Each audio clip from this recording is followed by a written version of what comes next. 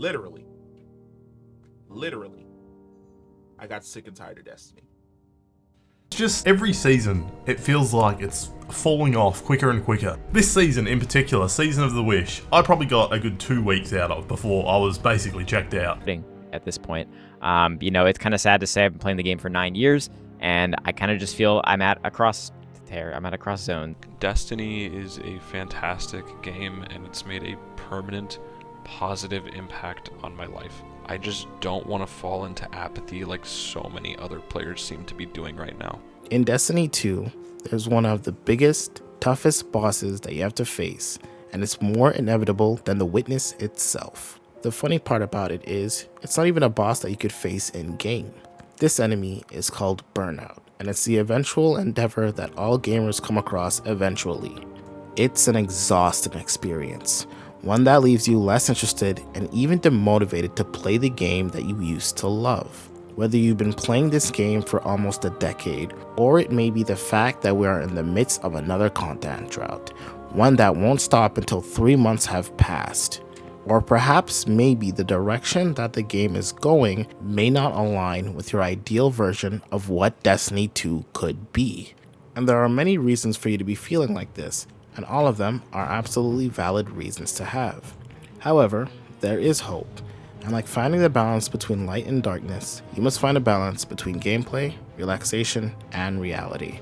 For you guys, we're going to equip our minds with the right loadout to keep your Destiny experience as fresh and enjoyable as possible. One of the prime ways to combat burnout is to set realistic goals for yourself. Setting goals for yourself that are practical and achievable within a certain time frame. This way, you log into Destiny with more of a sense of purpose and reason. For example, I love fashion in this game. It allows me to challenge myself in creating sets that I would be proud to wear. And sometimes I will be missing one little piece of armor that could make my set better overall. So this leads me back to 801. I will go do a synthweave bounty and get the synthweave needed to get this set piece. Whether I have to do Vanguard, Gambit, or etc., my goal is to get that piece of armor, and the bounties will have to be the work that I will do to get it. For someone like yourself, it could be something more practical. In the Crucible, perhaps you'd like to try and achieve higher kill counts using certain weapon archetypes. Perhaps in PvE, you'd like to take on certain triumphs or seals within a certain season. The main point is not to overwhelm yourself with something out of your reach, or create an extensive checklist for things to complete. Let the game do the heavy lifting in that department. Focus on the specific activity that you enjoy the most, one that provides you with the most rewarding feeling. Next on my list is to mix things up. Explore different aspects of the game. If you're someone who's really in love with raiding and that's the only thing you do, it can become routine and it could quickly fall out of tune for you. Pursuing content like PvP or a solo dungeon completion can be extremely satisfying. Same thing for PvP players. Getting out of your comfort zone and being uncomfortable with endgame PvE content is also a-okay. Be accepting of starting from the bottom all over again, and that could be a journey in itself. This could be even as slight as a shift in perspective. Perhaps you will help assist players in completing challenging activities such as raids or GMs could also serve as a personal reward. I believe it would be fairly endearing to help people take experiences that they normally wouldn't be able to do. Next is extremely easy to perform, and it is just as easy to overlook this, but to take frequent breaks is also very crucial to avoid burnout. It's all about allowing the brain to de-stress and find ways to recharge itself. Remember, even gaming can physically and mentally tax yourself. Take 10 minutes every hour to walk, hydrate, or even stretch around. I know that self-care is not a huge thing when it involves our community, but prioritizing it is essential for long-term enjoyment of the game, as well as maintaining a positive mindset. I urge you to give your brain time to reset and incorporate more mindful moments. Another important thing to do that goes in tandem with taking breaks is to balance your gaming time. Destiny is a straightforward game to indulge in. The meta is shaping up practically every season. It forces the player's desire to sink in their chair and just straight grind. The seasonal artifacts being linked to the battle pass further incentivizes this process. We will speak more on this, but overall, the active way Bungie designs its progression model both helps and hurts the overall quality of its game by increasing player retention, all whilst bolstering potential burnout within Destiny's core audience. This result can be combated by balancing the time you game effectively. Regulate the hours that are spent playing Destiny 2. Set boundaries for yourself and diversify what you do daily to switch things up. Set priorities and real-life goals that will enhance the Guardian within. And please do not tell me otherwise, Guardian. Brother or sister of light, the year has just started. Please make it yours. Matter of fact, put your goals in the comments. I'll be doing a monthly checkup on you guys. I don't care if 1,000 of you guys come flying. I'm checking everyone, no exceptions. Regardless, quality, focused, and purposeful gaming in shorter bursts can prove to be both more enjoyable and sustainable, so try to incorporate this when you can.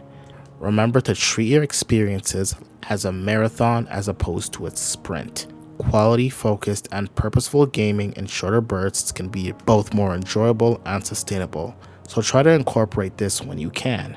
Next is to engage in Destiny 2 communities that make you passionate. This means popping up during special events, challenges, or themed activities. Content creators often organize these community events. I'll give a huge number of examples. For people like me who enjoy fashion, Muffin Bandits and Crips have their own Discords. They have places where you can post your fashion and take fashion suggestions. They even host their own fashion contests and pick out winners for the best designs. Perhaps you have clips that are funny or unorthodox, or display a prestigious skill level. TDT Productions reacts to and gives his take on said clips, and they're posted as a form of content on his channel.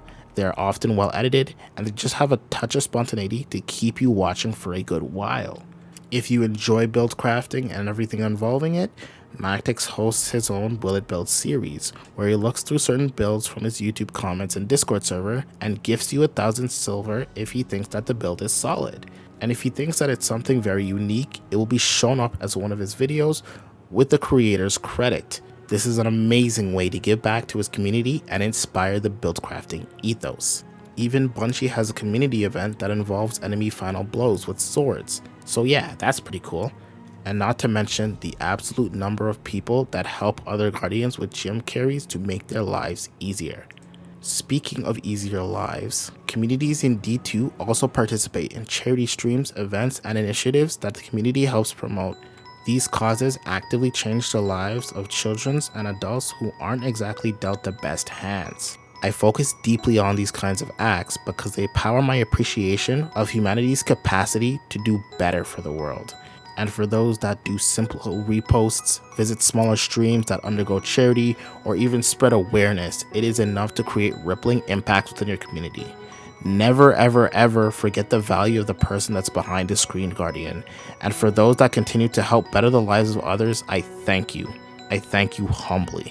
I also want to believe that those who receive said donations will also express similar sentiment. Now that we understand what impacts we can make on our own communities, the next way to combat burnout is to experiment with different builds, weapons, and subclasses. So tell me if you've heard or you've even experienced this before. New season, new you. Bungie releases a weapon or a few that prove to be better than the additions that are present at the time. The perks are looking nice, so you dedicate yourself to grinding this weapon. You could luck out and get it the first try, but most likely you're going to spend hours. These hours turn to days, and these days turn to weeks. This continues until you get the weapon you desire, or you get something close enough. You try it out, and yet the juice isn't worth the squeeze.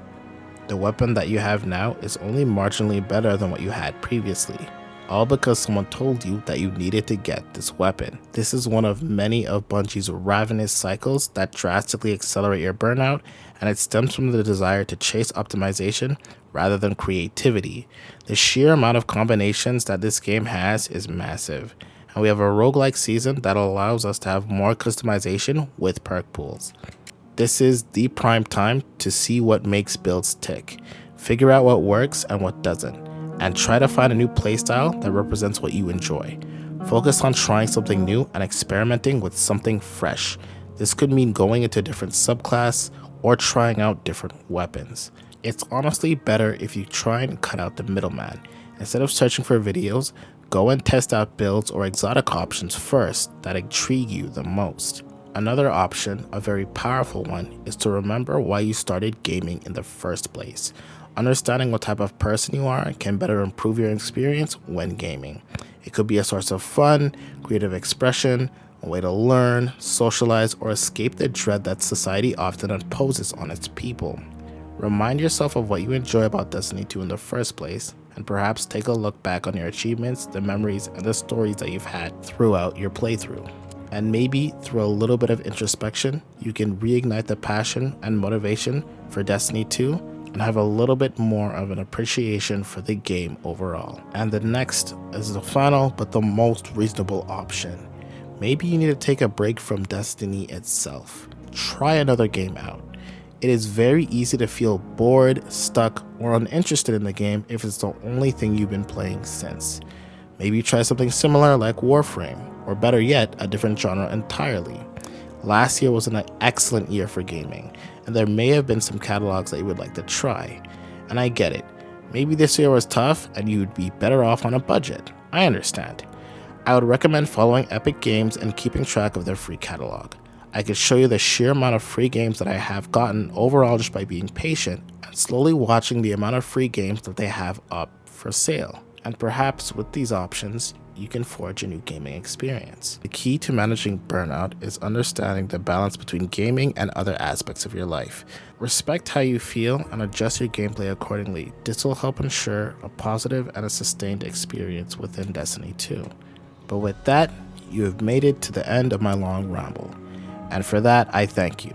However, if you do care, we are 649 subscribers strong currently, and my goal is to reach 1,000 subscribers soon. If you do think on subscribing, it would make a dreamer a little proud. Thanks in advance, and see you later, Guardian.